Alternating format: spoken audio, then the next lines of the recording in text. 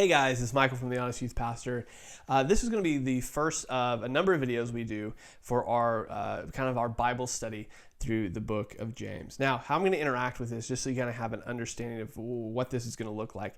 I want to approach this much like it would be as if you were sitting in my living room with me. So I'm going to be using the ESV Study Bible. I'm going to be reading some of the footnotes as we go through, as we interact with it. So again, this is going to be much like if you were right here in front of me and we were kind of having a conversation. Obviously, you can't have that conversation back, but as close to that as we can get. Now, we're going through the book of James because honestly, it's just intrigued me. It connects so much with the words that Jesus says in the Gospels. James repeats a lot of that, emphasizes a lot of that as well.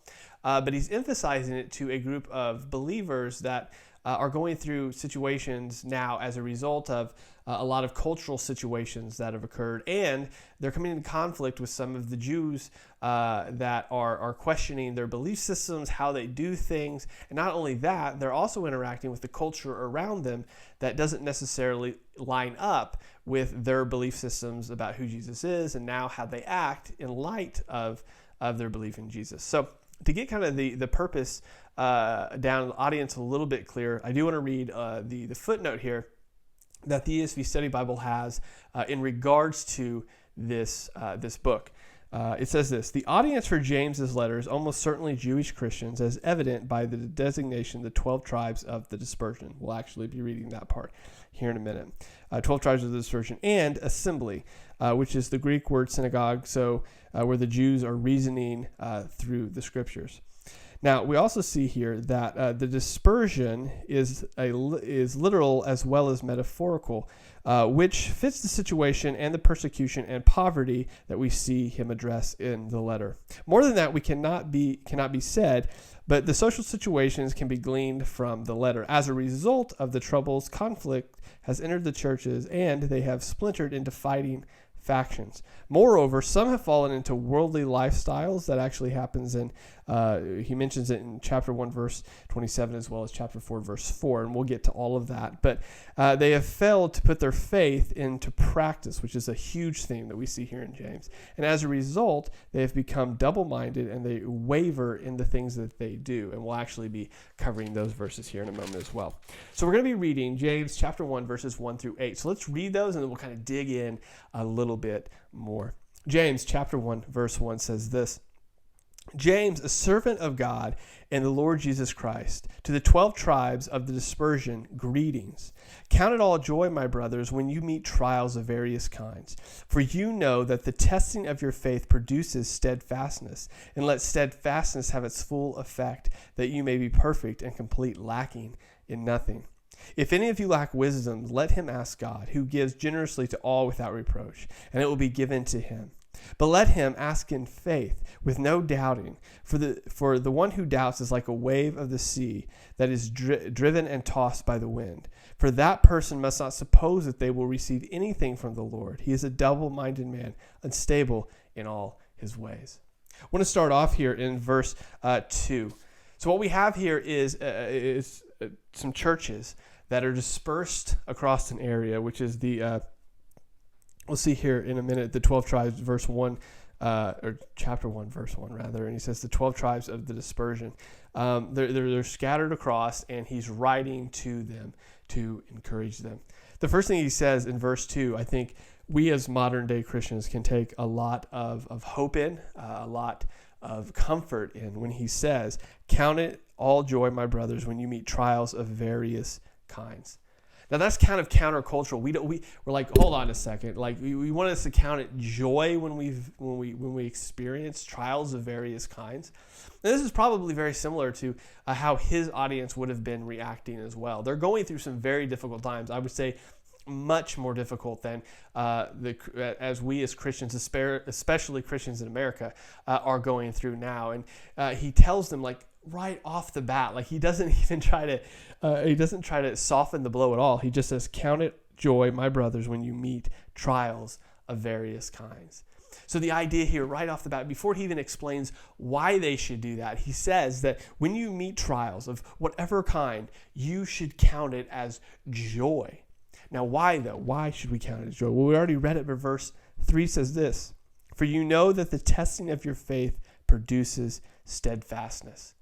James is seeing things through the lens that no matter what trial you come upon, no matter what is in your path. Now again, note who he's talking to. This isn't just like a bump in the road. This is the dispersion. They're scattered, which means they have probably very likely had to leave their homes, their families, their careers, the things that fed them, the things that provided them an income, and now they're dispersed. And he says, when you meet those trials, count it as joy. But why? Well, because it's when you're tested, he says, for we know that the testing of our faith produces steadfastness.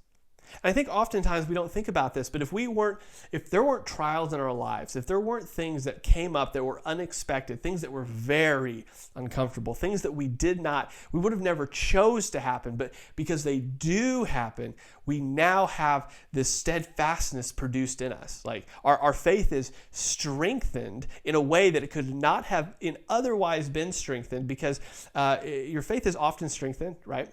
Whenever you're pushed and prodded and pressure is put upon you, like that'll tell you where your faith is, because in those moments, like, you don't have time to think about who you hope in. You don't have time to think about, where your faith is in. It's just when something horrible happens, your gut reaction is going to turn to whatever you have your hope in. And he says, whenever you face these trials, count them as joy, because these trials produce a steadfastness in your faith. And without these trials, this steadfastness would not be brought about. Then he goes on to verse 4, so what good is steadfastness then? Well, verse 4 says, and let steadfastness have its full effect, that you may be perfect, complete, and lacking in nothing. You can read the footnotes here, but the idea here is that it's not that these things are going to make us perfect now, lacking in nothing now, but they're pushing us forward to where we are going to go closer to Christ, deeper in our faith, and to where we get to the point to where we understand that, as Paul says in some of his letters, like I've learned that no matter what happens, I'm comfortable when I have nothing, and I'm comfortable when I have a lot. But it's because his comfort isn't in the things; it's in Jesus. And James here is saying, when trials come upon you, when things happen to you, when you're dispersed, when you lose everything, count it as joy. And this is a countercultural idea, but he says when we're in Jesus, we understand that trials are joy because trials produce steadfastness, and steadfastness produces something in us. Steadfastness, he says in verse 4, produces a full effect, and so that that you may be perfect, complete, and lacking in nothing. But James knows, and this is why I think he goes on in verse 5 here, that there are going to be in those times the steadfastness is being produced when trials are occurring, and we're having to work through how to process that as joy, that we're gonna turn to God in prayer.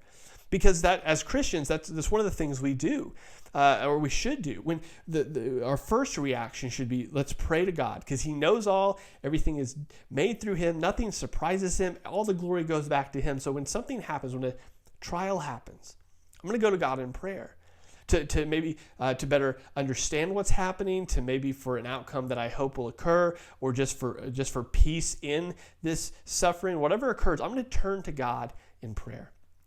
And he knows this, but in verse 5, there's a bit of an understanding of this, but also kind of a warning.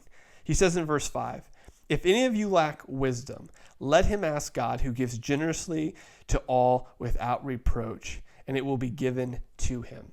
So the first thing is here, like if you don't know how to process this situation, if you need wisdom in how to deal with this trial, this dispersion, this steadfastness being worked inside of you, if you lack wisdom, ask him, because he's not going to withhold from you, he says. But verse 6, but let him ask in faith with no doubting.